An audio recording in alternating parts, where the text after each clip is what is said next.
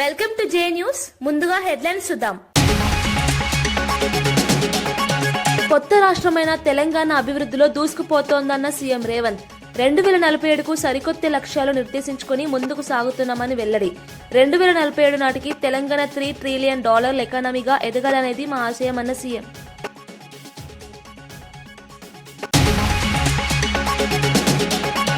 కాంగ్రెస్ ప్రభుత్వ ప్రజాపాలనకు 2 ఏళ్లు పూర్తి అయ్యాయన్న మంత్రి శ్రీధర్ బాబు. హైదరాబాద్ ఉత్పత్తి, నిర్మాణ రంగాల్లో అనేక రాష్ట్రాలకు ఆదర్శంగా నిలిచామని వెల్లడి. అనేక విభాగాల్లో తెలంగాణ దూసుకెళ్తోందని వ్యాఖ్య. మౌలిక వసతుల కల్పనలో మనమే ముందున్నామన్న మంత్రి.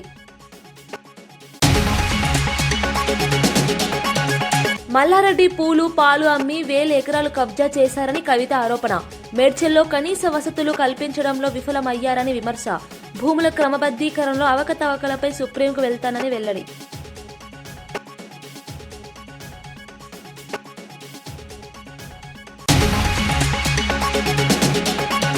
గ్లోబల్ సమ్మిట్ పై కేఏ పాల్ తీవ్ర విమర్శలు. రేవంత్ రెడ్డి 2 ఏళ్ల కాలంలో వరస్ట్ ముఖ్యమంత్రి అయ్యారని వ్యాఖ్య. రేవంత్ రెడ్డి తన పదవికి రాజీనామా చేయాలని డిమాండ్. దోచుకునే వారే గ్లోబల్ సదస్సుకు వస్తున్నారని ఆరోపణ.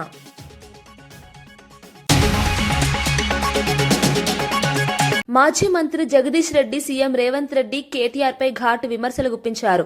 ఎస్ఎల్బీసీ టన్నెల్లో మృతదేహాలను వెలికి తీయలేని ప్రభుత్వం భారీ ప్రాజెక్టులను ఎలా పూర్తి చేస్తుందని ప్రశ్నించారు. రాష్ట్రంలో బయటపడిన 5 లక్షల కోట్ల భూ కుంభకోణం కారణంగానే రేవంత్ కేసీఆర్ పై వ్యక్తిగత స్థాయిలో వ్యాఖ్యలు చేస్తున్నారని ఆరోపించారు. కాంగ్రెస్ నాయకులే రేవంత్ తమ ముఖ్యమంత్రినని చెప్పడానికి సిగ్గుపడుతున్న పరిస్థితి వచ్చినట్టుగా పేర్కొన్నారు. ప్రజలు ఎదుర్కొంటున్న సమస్యలను పక్కన పెట్టి రాజకీయ ఆరోపణలతో ప్రజలను మభ్యపెడుతుండడం దురదృష్టకరమన్నారు. అభివృద్ధి పేరుతో జరుగుతున్న కార్యక్రమాలు కేవలం ప్రచార ప్రకటనలేనని, రాష్ట్రానికి ఉపయోగపడే పనులు ఏవీ కనిపించడం లేదని విమర్శించారు. ప్రజలు అన్ని చూస్తున్నారని, సమయం వచ్చినప్పుడు సరైన తీర్పు ఇస్తారని జగదీష్ రెడ్డి తెలిపారు. ఇప్పుడు ఉపయోగించిన భాషను గాని పదాలను గాని జనరల్ గా వాడరు. అవాళ కొంత పౌరుషంగా మాట్లాడతారు, కొంచెం ఆవేశంగా మాట్లాడతారు. ఆ తర్వాత సహజంగానే అధికారంలోకి వచ్చినప్పుడు మళ్లీ బాధ్యతాయుతంగా మాట్లాడతారు. ఎక్కడైనా ఎవరైనా ఒక చిన్న సర్పంచ్ పదవి నుంచి మొదలు పెడితే పై వరకు కూడా ఒక వార్డు మెంబర్ కూడా నేను వార్డు మెంబర్ అయినా అని చెప్పి బాధ్యతగా ప్రవర్తిస్తాడు. కానీ వాళ్ళ ఈ ముఖ్యమంత్రికి ఆ మాత్రం విజ్ఞత కూడా లేదు. చాలా అసహ్యంగా మాట్లాడుతూ ఉన్నాడు. రోజు రోజు పెరిగిపోతుంది. బహుశా ఈ మధ్యకాలంలో ఒక 2-3 నెలల క్రితం కొద్దిగా మారిండు ముఖ్యమంత్రి అని చెప్పి కొంతమంది చర్చించుకుంటుంటే నేను విన్నా. కొద్దిగా భాష మార్చుకుంటున్నాడు అని చెప్పేసి అనే విషయాన్ని విన్నా. గానీ మరి నిన్న మొన్న మళ్ళీ తిరిగి మొదలైంది అంటే బహుశా ఆయనలో హిల్ట్ పాలసీ ద్వారా తన ఏదైతే లక్షల కోట్లు ప్రజాధనాన్ని కొట్టేయాలని చూసిండో, తన కుటుంబ సభ్యులు, తన బంధుమిత్రులకు అపరంగా కట్టబెట్టాలని చూసిండో, ఆ విషయంలో బీఆర్ఎస్ పార్టీ తనదైన పాత్ర పోషించి కేటీఆర్ గారు పెద్ద ఎత్తున దానిపైన ఉద్యమాన్ని ప్రారంభించిన తర్వాత నేను చేయదలుచుకున్న దొంగతనాన్ని అడ్డుకున్నాడన్న ఆక్రోశం కనబడుతుంది. బహుశా దానివల్లనే మనిషి కొంత కింది మీద అవుతున్నాడు. బహుశా దాని ప్రభావం అనుకుంటున్నా. ఆ ఆక్రోశం నుంచి వచ్చేవే ఈ బూతులని నేను అనుకుంటా ఉన్నా. లేకపోతే కేసీఆర్ గారి గురించి ఆయన మాట్లాడుతున్న మాటలు, నేను దేవరకొండలో ఆయన చేసిన ప్రసంగం చూస్తే నాకు మొదట ఫోన్ చేసింది కాంగ్రెస్ పార్టీ కార్యకర్తలే నాకు ఫోన్ చేసిరు ఆ ప్రాంతం నుంచి. సార్ ఏం సార్ ఈయన ఇట్లా మాట్లాడుతున్నాడు, ఇంత అసహ్యంగా మాట్లాడుతున్నాడు, ఈయన ఏం చెప్పిండు, మాకు కొత్తగా ఏం చెప్పలే, నల్గొండ జిల్లాకి ఏమి వేయలే, దేవరకొండకి ఏమి వేయలే కొత్తగా, కానీ మళ్ళీ గదే బూతులు రోత మాటలు మాట్లాడిపోయిండ్రు. మేము మా ముఖ్యమంత్రిని చెప్పుకోవడానికి సిగ్గుపడుతున్నామని చెప్పి కాంగ్రెస్ పార్టీ నాయకులే కొంతమంది నాకు ఫోన్ చేశారు ఆ ప్రాంతం నుంచి. గంత అసహ్యంగా తయారైంది ఆయన ప్రవర్తన. నిజమే, నువ్వు ఏం చేసినావు? ఎస్ఎల్బీసీని పూర్తి చేస్తా, నేను ఎట్లా పూర్తి చేస్తా, వీళ్ళేదో రాళ్ళు కట్టుకుని అందులో చచ్చిపోయినా నేను చెవాలని తెస్తా. నీ ముఖానికి నువ్వు మొదలుపెట్టిన ప్రాజెక్టులో నీ మంత్రి నువ్వు చేసిన మూర్ఖ పని వల్ల ఎటువంటి పరీక్షలు జరపకుండా ఏదైతే మీరు తవ్వకం చేసినరో అందులో కార్మికులు చచ్చిపోతే ఇప్పటి వరకు గా శవాలను తీయలేకపోయినావు. నీ ముఖానికి ఇంకా నువ్వేందో కేసీఆర్ ఎల్లబడ్డా నేను తీస్తా, ఏం తీస్తావు నువ్వు ముఖ్యమంత్రివి, నీ సక్కదనము, నీ మంత్రులు 8 శవాలను తీయలేకపోయింది ఇప్పటి వరకు. ఇక నువ్వు ఎస్ఎల్బీసీ పూర్తి చేస్తావు. ఎవడు కారకుడు? ఎస్ఎల్బీసీ పూర్తి కావడానికి ఎవడు కారకుడు? నీ ముఖ్యమంత్రి నువ్వు చేసిందే కదా. నీ పాత ముఖ్యమంత్రి, నువ్వు కొత్తగా ఇయ్యాలని నెత్తికెత్తుకున్న నీ పాత ముఖ్యమంత్రి, నీ దోస్తైన నీ గురువైన నీకు ఆంధ్రప్రదేశ్ ముఖ్యమంత్రి మీరు చేసిన కుట్ర ఫలితమే కదా. ప్రపంచంలో ఎవడు వాడిన టెక్నాలజీని తీసుకొచ్చి నల్లగొండ ప్రజల్ని మోసం చేసింది మీరే కదా.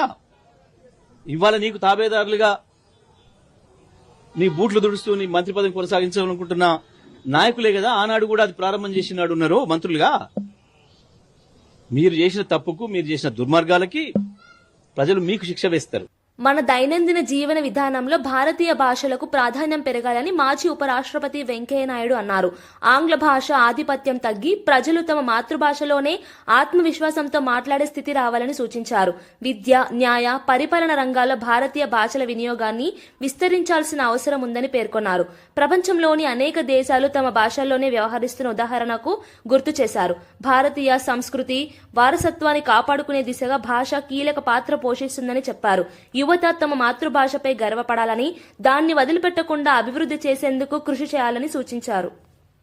దేశానికి ఆ ప్రత్యేకత ఉంది.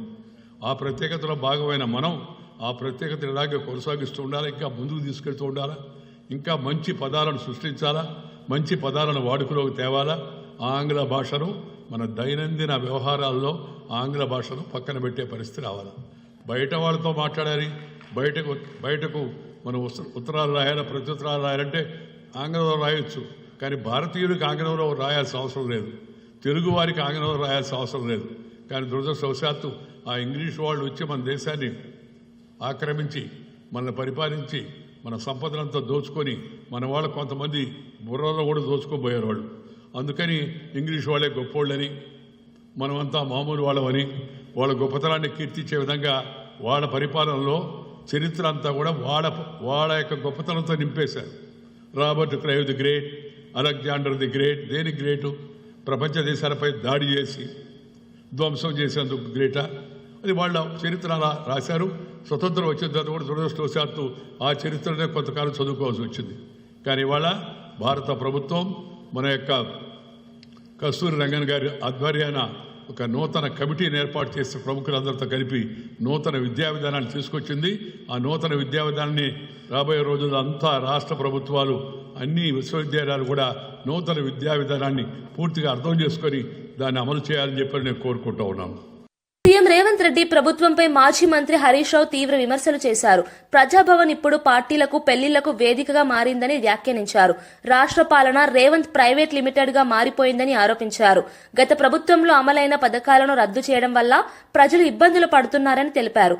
రైతులు, మధ్యతరగతి పేదలకు నష్టమే జరుగుతోందని అన్నారు. రాష్ట్ర ఆదాయం తగ్గుతుండగా ముఖ్యమంత్రి కుటుంబ సభ్యుల ఆదాయం పెరుగుతోందన్న ఆరోపణలు చేశారు. హైదరాబాద్ బ్రాండ్ ఇమేజ్ దెబ్బతింటోందని పేర్కొన్నారు. ప్రభుత్వ పనితీరును ప్రజలు గమనిస్తున్నారని, ఈ విధానాలు ఎన్నికలప్పుడు ప్రతికూల ఫలితాలు తెస్తాయని హెచ్చరించారు. 2 సంవత్సరాలుగా మీరు చెప్తున్నది అభివృద్ధి కాదు, అసమర్థత, పారదర్శకత కాదు, దోపిడీ, గ్యారంటీలు కాదు, గారడి. అంటే ఇది ప్రజాపాలన కాదు, ఇది నయవంచక పాలన. రేవంత్ రెడ్డి ఒక ప్రైవేట్ లిమిటెడ్ కంపెనీ పాలన ఇది. ఇలా నీ 2 ఏళ్ల పాలనలో బీఆర్ఎస్ ఎన్నో విజయాలు సాధించింది, నేను ఇందాక చెప్పాను. మరి కాంగ్రెస్ ఏం చేసింది? ఒక్కటన్నా ఉందా? ఆత్మస్తుతి, పరనింద. ఎంతసేపు సెల్ఫ్ డబ్బా కొట్టుకోవడం, కేసీఆర్ గారిని, బీఆర్ఎస్ నాయకులను తిట్టడం తప్ప నీ 2 ఏళ్ల పాలనలో ఒక్కటి చెప్పు నువ్వు. నేను 10 చెప్తున్నా. Mission Bhagiratha, mission Kakatiya, 24. తెలంగాణకు ఈ గ్లోబల్ సమ్మిట్ ఒక చారిత్రక ఘట్టమని మంత్రి ఉత్తమ్ కుమార్ రెడ్డి తెలిపారు. రాష్ట్ర అభివృద్ధి దిశలో ఇది ఒక ముఖ్య మైలురాయిగా నిలుస్తుందని పేర్కొన్నారు. 2047 నాటికి $3 ట్రిలియన్ ఎకానమీగా మారే లక్ష్యంతో రోడ్ మ్యాప్ సిద్దం చేస్తోందని వెల్లడించారు. Defence, aerospace, high and technology రంగాల్లో పెట్టుబడుల కోసం ప్రత్యేక చర్చలు జరగనున్నాయని చెప్పారు. సమ్మిట్ లో సౌత్ ఈస్ట్ ఏషియన్ దేశాలతో ముఖ్య సమావేశం ఉండటం తెలంగాణ ప్రాధాన్యతను ప్రపంచానికి తెలియజేస్తుందని అన్నారు. రాష్ట్ర అభివృద్ధికి అవసరమైన అన్ని వనరులను ఆకర్షించేందుకు ప్రభుత్వం సమగ్ర ప్రణాళికతో పనిచేస్తోందని తెలిపారు. I think it's a historic event for Telangana. I think it's a milestone in Telangana's development. I congratulate Chief Minister, Deputy Chief Minister and everybody else involved in the arrangements of this global summit. అయితే మీ అందరికీ ఒక request, ఈరోజు సాయంత్రము 4 గంటలకి hall 1లో defence and aerospace సెక్టర్స్లో తెలంగాణలో పెట్టుబడులు ఆకర్షించడానికి ఒక డిస్కషన్ ఉంది. దాన్ని నేను చైర్ చేస్తున్నాను. మీరు తప్పనిసరిగా కవర్ చేయాలని కోరుకుంటున్నా. అదేవిధంగా 5:30కి సౌత్ ఈస్ట్ ఏషియన్ కంట్రీస్తో మీటింగు సెషన్ కూడా నేను చైర్ చేయబోతున్నాను. అవి రెండు కూడా మీరు కవర్ చేయాలని చెప్పి మీ అందరికీ రిక్వెస్ట్ చేస్తాను. ఇరిగేషన్ విషయంలో 2047 నాటికి ఏ విధంగా ఆర్టిఫిషియల్ ఇంటెలిజెన్స్ వాడి అత్యాధునికమైన ఇరిగేషన్ మెథడ్స్ వాడి రాష్ట్రంలో ప్రతి ఇంచు భూమిని మరి సాగులోకి తీసుకొచ్చి మంచి ప్రొడక్టివిటీ తీసుకురాబోతున్నామో ఆ డాక్యుమెంట్లో ఉంది. అదేవిధంగా సివిల్ సప్లైస్ విషయంలో కూడా most modern methods, best technology ఉపయోగించి ఏ విధంగా ప్రతి వ్యక్తికి, ప్రతి పౌరునికి అన్ని నిత్యావసర వస్తువులు ఇవ్వబోతున్నాం కూడా ఇది మరి మేము ఈ యొక్క సమావేశంలో ఆవిష్కరించబోతున్నాం. ప్రభుత్వం విజయోత్సవ సభలు కాదు, అపవిజయోత్సవ సభలు చేసుకోవాలని హరీష్ రావు కామెంట్ చేశారు. మరి ఇటువంటి మంచి కార్యక్రమం కూడా ఈ ఏడుపు మాటలకి మరి మనం ఏమీ మాట్లాడలేము. ఎవరేమన్నా సరే this global summit will be a huge success. Telangana అభివృద్ధి అన్ని రంగాల్లో వేగంగా కొనసాగుతోందని గవర్నర్ జిష్ణుదేవ్ వర్మ పేర్కొన్నారు. రాష్ట్ర ప్రభుత్వం నిర్ణయించిన లక్ష్యాల సాధన దిశగా స్పష్టమైన కార్యాచరణతో ముందుకు సాగుతోందని అన్నారు. 2047 నాటికి తెలంగాణను $3 ట్రిలియన్ ఎకానమీగా తీర్చిదిద్దాలన్న దీర్ఘకాలిక లక్ష్యం ప్రభుత్వం ముందుంచిందని తెలిపారు. పరిశ్రమలు, ఐటీ, ఫార్మా, ఇన్నోవేషన్ రంగాల్లో ఉత్తమ వాతావరణం కల్పిస్తున్నామని గవర్నర్ అభిప్రాయపడ్డారు. పెట్టుబడిదారులకు అనుకూలమైన విధానాలు, పారదర్శకత, వేగవంత సేవలే తెలంగాణ బ్రాండ్ను మరింత బలోపేతం చేస్తున్నాయని అన్నారు. రాష్ట్రంలో జరుగుతున్న సంస్కరణలు భవిష్యత్తులో పెద్ద మార్పులకు దారితీస్తాయని. The state today, there is a renewed focus on democratic and socio-liberal values where citizens' voices are heard more clearly. Transparency, accountability, active engagement and regular reporting are strengthening trust between people and the government. The celebrated writer Amitabh Ghosh reminds us, history is about the stories we choose to remember and the lessons we seek to learn. Telangana is choosing a story of inclusive growth with women farmers, youth and children at its core under the leadership of the Honorable Chief Minister Sri A. Revanth Reddy. CM Revanth Reddy నాయకత్వంపై Nobel శాంతి బహుమతి గ్రహీత కైలాష్ సత్యార్థి ప్రశంసలు కురిపించారు. యువ ముఖ్యమంత్రి 2 ఏళ్లలోనే అద్భుతాలు చేశారని పేర్కొన్నారు. రాష్ట్ర వ్యాప్తంగా 20 లక్షల రైతులకు రుణమాఫీ చేయడం, మహిళలు, బాలికలకు ఉచిత ప్రయాణం కల్పించడం, విద్యా ప్రమాణాల పెంపునకు చర్యలు తీసుకోవడం వంటి కార్యక్రమాలను ఆయన ప్రశంసించారు. తెలంగాణలో సామాజిక న్యాయం, సమాన అభివృద్ధి కోసం ప్రభుత్వం కట్టుబడి ఉండడం అభినందనీయమని అన్నారు. భవిష్యత్తులో జన సంక్షేమం, విద్యా సంస్కరణలు, మహిళా రక్షణ రంగాల్లో తెలంగాణ దేశానికి మోడల్ గా నిలుస్తుందని అభిప్రాయపడ్డారు. సత్యార్థి వ్యాఖ్యలు సోషల్ మీడియాలో కూడా చర్చనీయాంశమయ్యాయి. Chief Minister Revanth Reddy ji and all his government, his team, in just 2 years, how could you imagine that the young Chief Minister can waive off loans of more than 2 million farmers?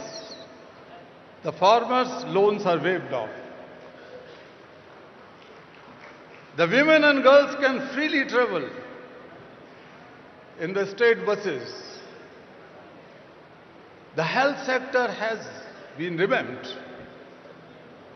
The quality and inclusive education has been your priority, and that is something to be admired.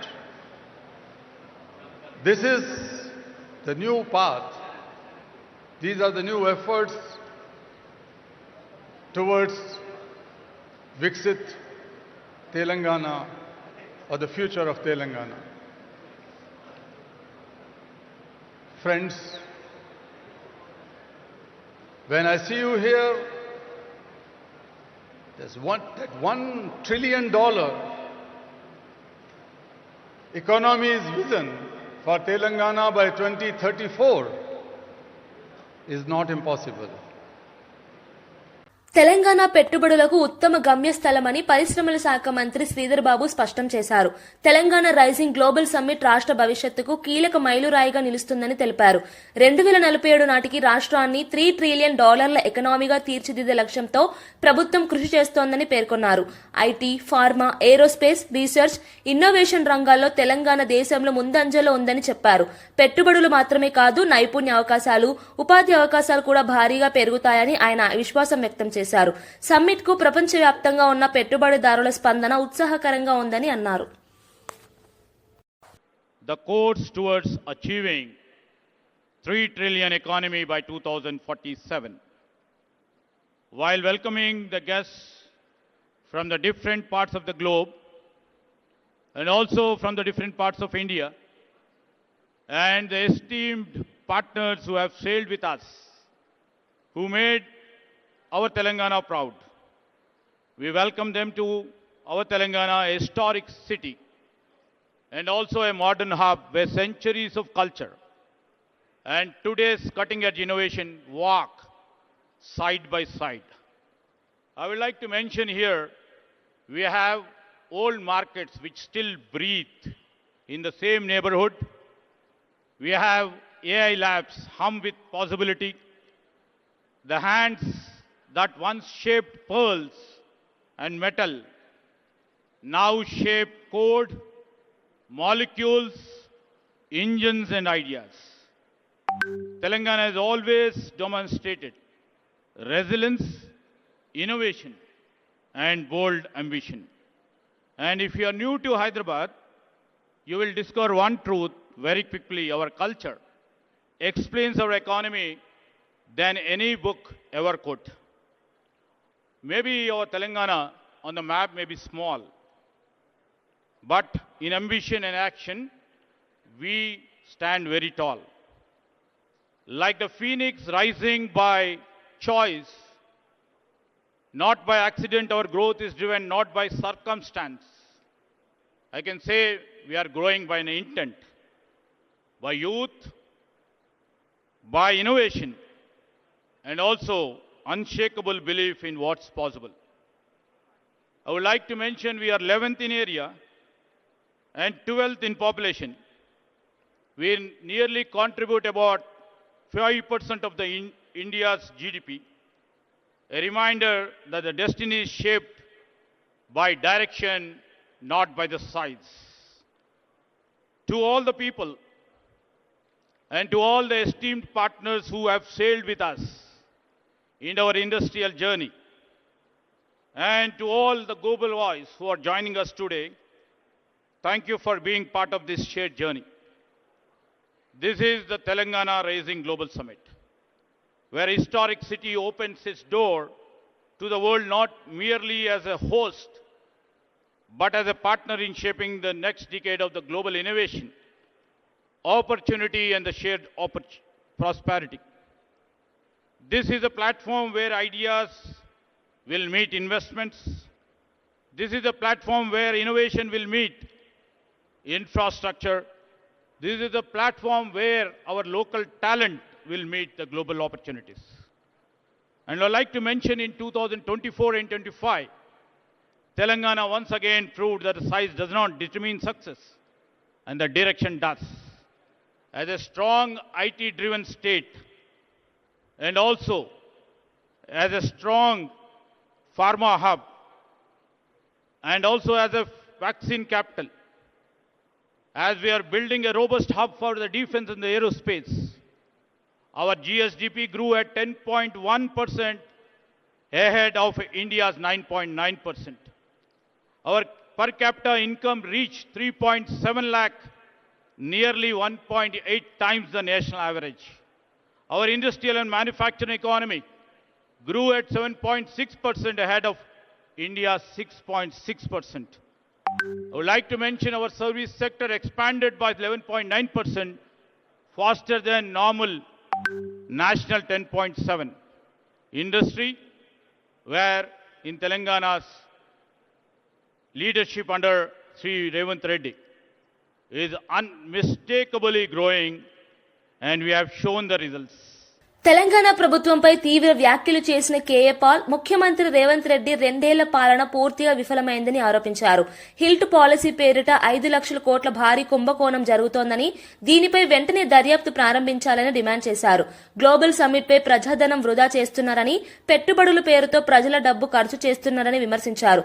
రాబోయే రోజుల్లో ప్రభుత్వంపై మరో 17 కేసులు వేస్తానని హెచ్చరించిన KA Paul రాష్ట్ర అభివృద్ది పేరుతో మోసపూరిత కార్యక్రమాలు జరుగుతున్నాయన్నారు. సమ్మిట్ ద్వారా ప్రయోజనం ప్రజలకు ఏమీ లభించలేదని, కేవలం ప్రచార కైఫియత్తు మాత్రమే సాగుతోందని పేర్కొన్నారు. ప్రజల అభివృద్ధి కొరకు ఏం చేస్తే అప్పుల నుంచి బయటపడతామని చెప్పాం, కానీ ఆయన వినలేదు సరికదా. ఎగ్జాక్ట్ గా ఆపోజిట్ చేసి, నేను ఇచ్చిన సలహాలకు అన్నిటికీ వ్యతిరేకంగా పనిచేసి ఈ రోజు తెలంగాణ రాష్ట్రాన్ని సర్వనాశనం చేసినందుకు తక్షణమే ఆయన రాజీనామా చేయాలి. ఎందుకు రాజీనామా చేయాలి? కారణాలు బాగా వినండి.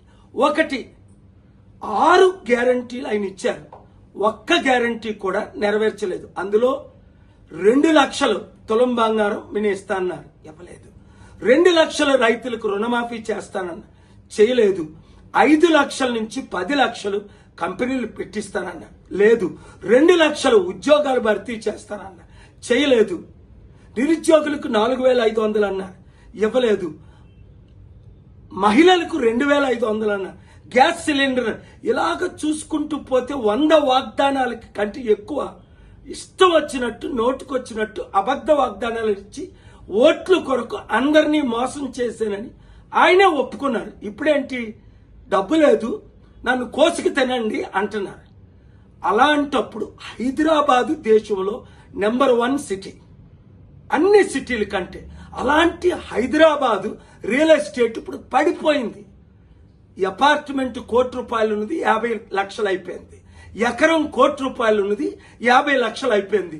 100 కంపెనీలు హైదరాబాద్ విడిచిపెడుతున్నారు. బాగుపడింది ఎవరు? ఆయన అన్నదమ్ములు లక్షల కోట్లు సంపాదించుకున్నారని ఆరోపణలు. ఆయన చుట్టూ ఉన్న మినిస్టర్లు 100,000 కోట్లు సంపాదించుకున్నారని చూసాం కదా. పొంగులేటి శ్రీనివాసరెడ్డి రెవెన్యూ మినిస్టర్ కొడుకు మీద రుజువులతో ఎఫ్ఐఆర్ అవ్వడం, 100,000 కోట్లు ఆస్తి దోచుకోవడం.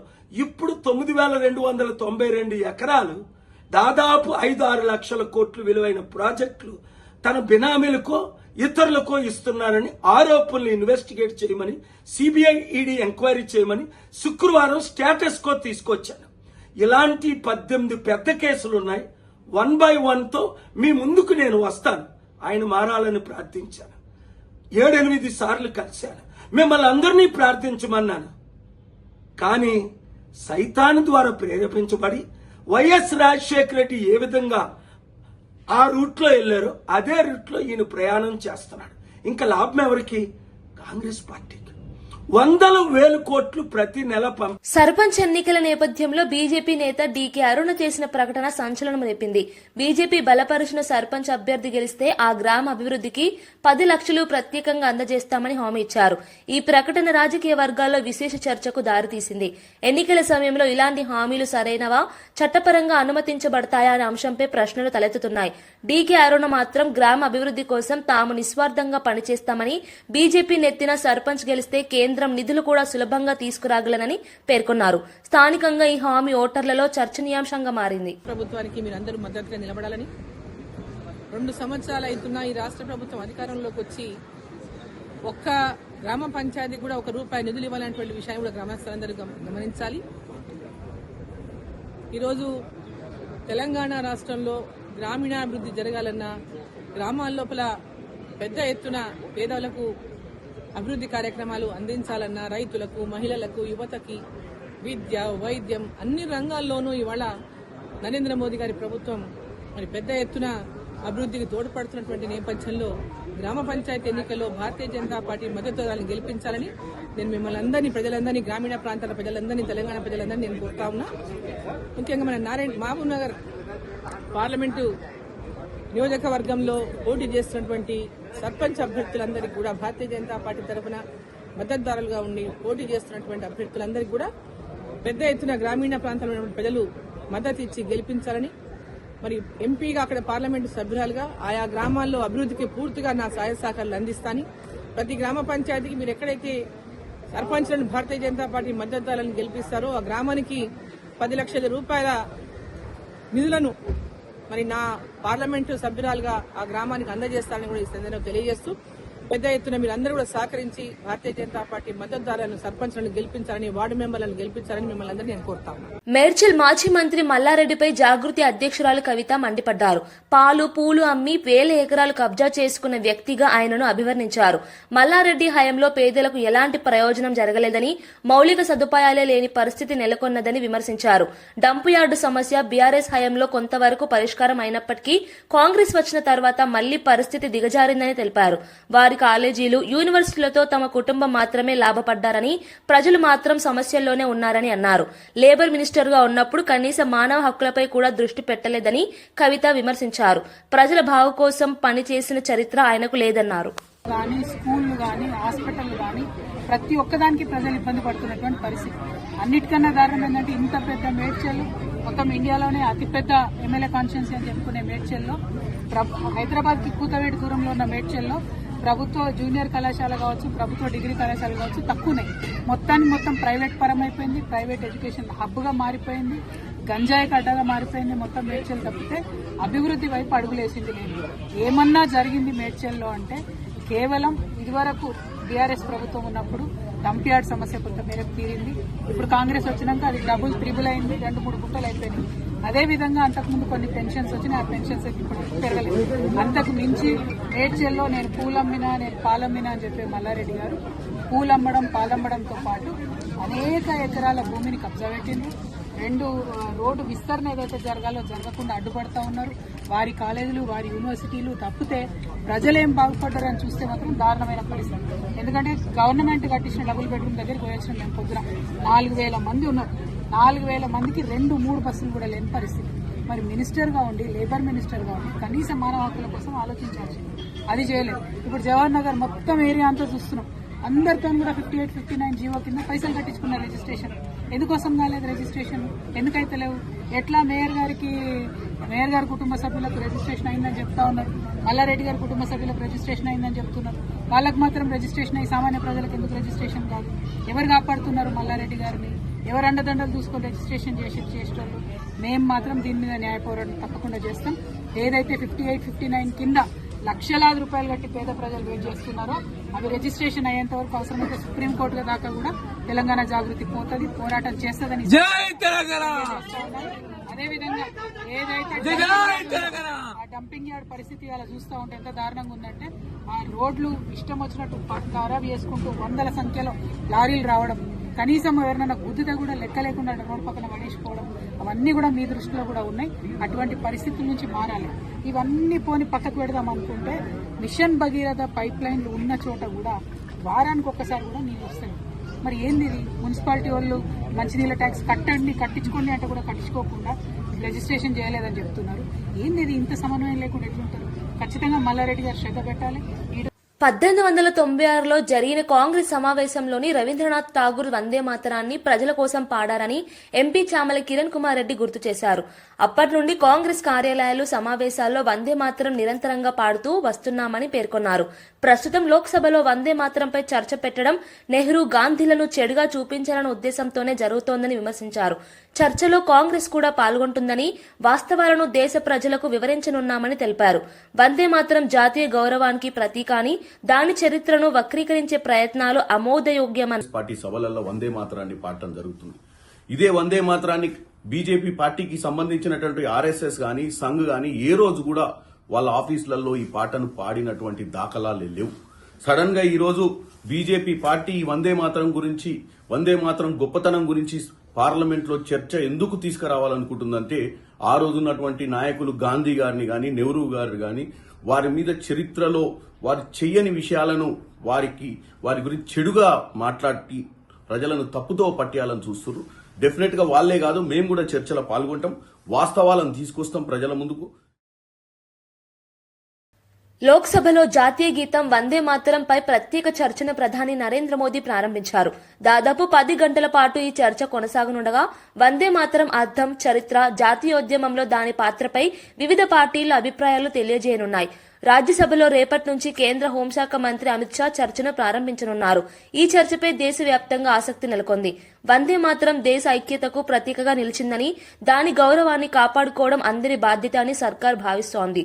ఇదే సమయంలో ప్రతిపక్షం చర్చ వెనుక రాజకీయ ఉద్దేశాలున్నాయని ఆరోపిస్తోంది.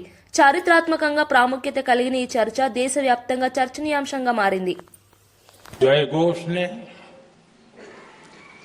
देश की आजादी के आंदोलन को ऊर्जा दी थी, प्रेरणा दी थी, त्याग और तपस्या का मार्ग दिखाया था. उस वंदे मातरम का पुण्य स्मरण करना इस सदन में हम सबका ये बहुत बड़ा सौभाग्य है और हमारे लिए गर्व की बात है कि वंदे मातरम के 150 वर्ष निमित्त इस ऐतिहासिक अवसर के हम साक्षी बन रहे हैं.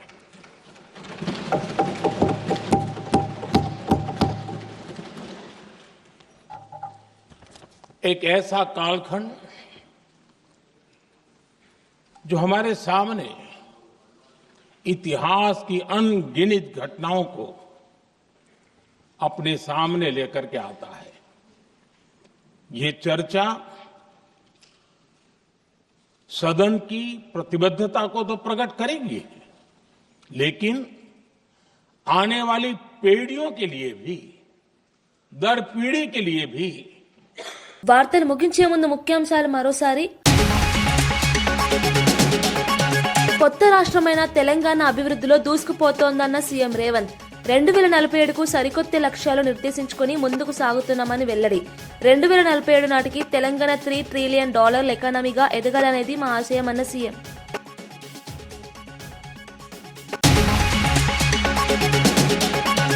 కాంగ్రెస్ ప్రభుత్వ ప్రజాపాలనకు 2 ఏళ్లు పూర్తి అయ్యాయన్న మంత్రి శ్రీధర్ బాబు. హైదరాబాద్ ఉత్పత్తి, నిర్మాణ రంగాల్లో అనేక రాష్ట్రాలకు ఆదర్శంగా నిలిచామని వెల్లడి. అనేక విభాగాల్లో తెలంగాణ దూసుకెళ్తోందని వ్యాఖ్య. మౌలిక వసతుల కల్పనలో మనమే ముందున్నామన్న మంత్రి. మల్లారెడ్డి పూలు, పాలు అమ్మి 1000 ఎకరాలు కబ్జా చేశారని కవిత ఆరోపణ. మేడ్చల్లో కనీస వసతులు కల్పించడంలో విఫలమయ్యారని విమర్శ. భూముల క్రమబద్దీకరణలో అవకతవకలపై సుప్రీంకు వెళ్తానని వెల్లడి.